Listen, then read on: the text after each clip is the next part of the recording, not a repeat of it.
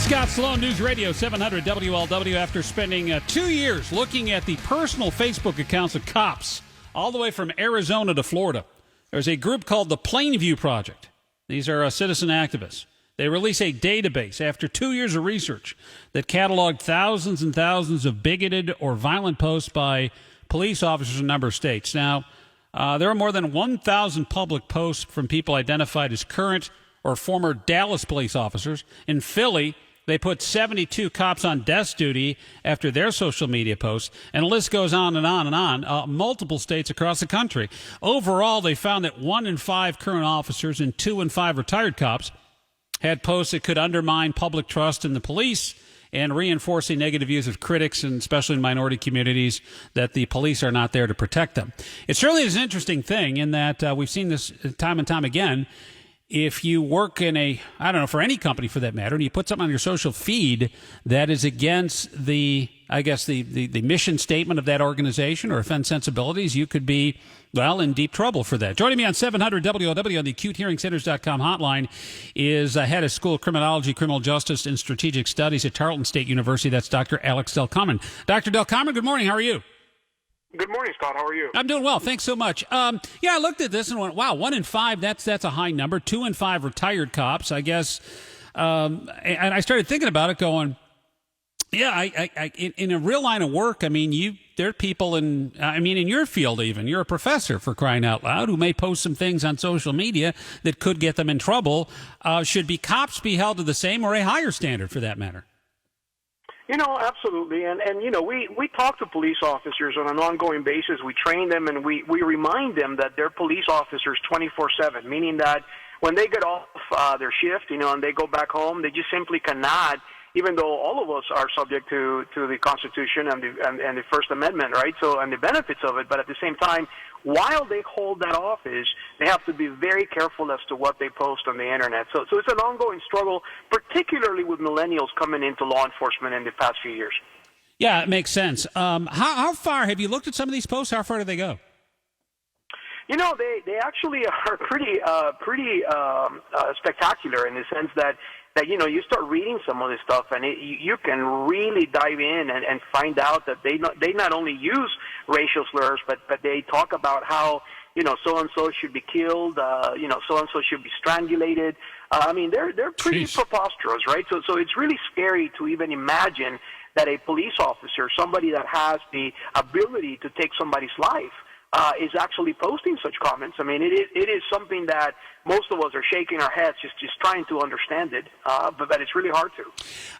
As far as the group itself, what can you tell me about the Plainview Project? As I heard, they're citizen activists. Are they being paid by someone? Does it somehow delegitimize their work, or is it are people who criticize them simply looking for an out for these cops? Yeah, my understanding is they're a nonprofit group, and they basically, like many groups throughout the United States, they basically launched this project to be able to identify and match the postings with the names and along, who is a police officer from throughout the country. And, look, at the end of the day, we may all, and most of us in criminology, will tell you that, none of us are perfect, and police officers certainly are not, but most police officers are decent, hardworking people. It's just really hard to find that there are individuals, a handful as it may be, but nevertheless unacceptable, that they would post such comments on Facebook. Obviously, discipline needs to come about, and some of them need to be dismissed. Yeah, because if that got out, it certainly wouldn't impede your ability to do your job effectively because you're interacting with the same people you're criticizing. But I guess the other side of this thing, too, if there is an other side, Dr. Del Carmen, is bias. How do you mitigate bias? We all have biases. Typically, there are those in talk radio who complain often about the media bias and bias and this, that. We're all biased in some way, shape, or form. Is it possible to be biased and do your job? Absolutely. And to your point, bias is doesn't know color of skin or race, right? So sometimes we talk about bias being strictly a majority component, but in reality, it's a human being problem, the implicit and explicit biases that we have. But police officers are held to the standard that those biases cannot and should not come in the way of doing their job. And so when they go out there and they patrol the streets of the United States, they simply have to put those biases aside as best as they can and simply do their job. It is not enough, and it is not sufficient nor allowed for police officers to use those biases and rely upon them in order to execute their job. It's just simply not part of law enforcement.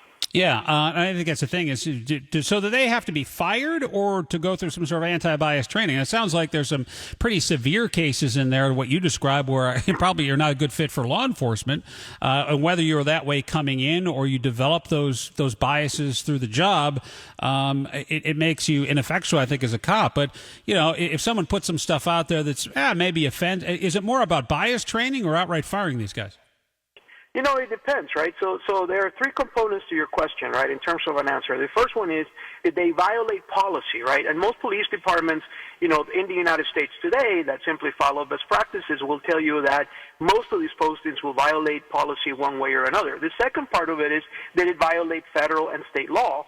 And so the question really is, you know, depending on the state, whether or not, you know, posting such comments of hatred, bigotry, and in some cases threatening comments, you know, that they violate federal and state statutes. And then the third part of it is, you know, what is the use of these police officers? Even if you train them and put them back on the payroll, you know, are you going to trust them making a traffic stop? What do you think the next DA is going to do when they put that police officer on the witness stand and start asking him questions? I mean, so it's really problematic for the police department in terms of where do they go from this point forward. Yeah, I think that's an interesting a point there, too, is I guess some can be, some can't be. But, my God, in Dallas, there are 1,000 posts. You're talking about a number. Philadelphia, 72 cops. That's a lot of police officers. A lot of police officers. And, of course, the next question that we ask throughout the country is, you know, how many of them have not been caught, right? So what are the things that we have not seen yet on these other postings? And you better bet your bottom dollar that there are police departments across the United States right now that are reviewing Facebook pages all throughout the country to make sure their police officers are not on any list coming up in the coming months or years. Dr. Alex Del Carmen from Tarleton State University is a head of the School of Criminology, Criminal Justice Strategic Studies. We're talking about the Plainview Project. You may have heard about this. They looked at for 2 years, they looked at thousands and thousands of public social media posts, mainly Facebook, from people who are confirmed as police officers or former cops. And about 1 in 5 current officers, 2 in 5 retired officers had posts that were very, very biased to the point where it could undermine public trust in the police and reinfuse the voice of or reinforce the cries of critics, which, you know, it's tough enough out there already. I look, for example, at what happened in Tempe, Arizona, just over the holiday weekend, where you had 6 police officers in there at a Starbucks having their coffee before their tour, and as they often do, and the barista who addressed them knew the guys and said, well, I had a customer come up to me who's unnamed who demanded that you guys either leave or move out of the line of sight of vision because apparently just being a police officer in uniform is enough to trigger this individual. And that's the other extreme of this thing, too, is people are way oversensitive. I can't imagine a place being more unsafe because police officers are there. It's ridiculous. You know, I think so, and it's really sad, you know, and a testament to the fact that we are in a different era in the United States where police officers, instead of being viewed as our heroes and the people that risk their lives every day for the rest of us, you know, in some cases are viewed upon as a threat or simply as not being trustworthy. I mean, it really does say a lot about society today and the current state of policing, and it's going to be really, really difficult, continue to be difficult for these police departments to recruit young men and women into a police force. You know, it's like, why would you want to do that job, right? So we have a lot of our students that begin to ask those questions, and these kinds of stories, unfortunately, paint a very negative aspect on policing, which, you know, makes it even more difficult for police departments to recruit the good guys and the good gals. Yeah, it's probably not going to go away, though, as because people are so polarized now, and I think that's really what's driving this whole thing. If you are cemented in on an extreme that any police officer around you is going to trigger you and thinking they're out to kill you or harm you is absolutely absurd. And on the other hand, if you're a police officer and you're putting some racial epithets up on Facebook for the world to see, I don't know how you could effectively do your job if you're proclaiming that in public. We all have our biases and maybe think those things, but putting them out in the public realm is an entirely different matter. That's not a good. I would say that's more of a judgment issue than anything else. Absolutely. And you know what's really hard today is, and I think you nailed it in your question, is that we are in an era of social media. We are in an era where people carry their cell phones everywhere you go. Here in the state of Texas, we're a one-party consent state, meaning that if you pull out your cell phone and start recording someone in a public forum, you know, it's completely legal for you to do that. So at the end of the day, Police officers are being held to a higher standard. Now it's being televised, it's being placed on YouTube, it's being placed on Facebook, and out of a handful of officers that may do something wrong, society and some members of our society are quick to cast that net across the board and simply say every police officer is that way, when in fact it's just a handful, nevertheless as disturbing as they may be. Well, we're the echo chamber, right, Doctor? And that is that we have the echo chamber of maybe police officers that experience things on the job. I mean, if you're on patrol and you see the same faces and the same troublemakers and they look alike, you may be quick to categorize people that look like them as troublemakers or people in that particular neighborhood, when not all of them are. It's just the ones that you're interacting with. Conversely, if you're on the other side and think that all police officers are out to harm you and kill you, and you're triggered just by seeing a man or a woman in a uniform, that goes to show you that you are only getting your information probably from one source, or you are in some sort of echo chamber to that extent. The problem is, I would say that you're going to have bad cops and you're going to have bad citizens. The bulk of both groups are good. If you look at who's locked up in prisons, 99% of the people have no problem in society. The other 1% are derelicts and sociopaths who deserve to be behind bars. And there's probably a percentage of police officers who, along that probably smaller percentage, but because of screening and psychological profiles, but nonetheless, there's going to be cops out there that are bad. But the minority doesn't represent the majority. Yeah, absolutely. And at the end of the day, I think what we see is that, people are quick to cast that net, and obviously there's a large number of individuals in the public sector that are uneducated as to the complexities of the job. And so they see one or two police officers do something wrong, and then they're quick to cast that net. But bottom line is this, right? This is going to continue. This is going to only get bigger and worse to some degree. And so I think we need to engage in that dialogue between the community and policing so that trust can be regained and police officers can do their job well. And we also need to make sure that we hold police departments accountable to make sure that they're hiring the very best among them members of our society, that this simply doesn't become a nest and a pool of individuals that are racist, that are bigots, and that are quick to use a gun instead of using, de-escalation techniques. And that's the era in which we're in. But somebody's got to step up to the plate to do this. Safe to say, though, that there are some municipalities and jurisdictions that are probably better than others at this, right? Absolutely, right? At the same time, we have to be careful that the absence of a story doesn't mean that they're actually doing a good job. Sometimes, police chiefs don't know what they don't know, right? So they're walking around thinking that life is great and that things are good, when in reality, some of their officers may in fact be doing something wrong. But it's stories like these that actually highlight the nature of the problem and the fact that they have to be proactive. Scott, since 2001, I've trained every chief of police in the state of Texas on racial profiling and continue to do that. And I always tell them every single day that they have to be ahead of it instead of behind it. And unfortunately, I think a lot of police chiefs listen to that and they do the best that they can, but there are a few that simply look the other way, and that's when they get in trouble. Yeah, that's part of the problem, too, as well. And Dr. Del Carmen, how much has social media and the Internet changed the nature of crime and criminology? You're a criminologist. You study this criminal justice and like at Tarleton State University.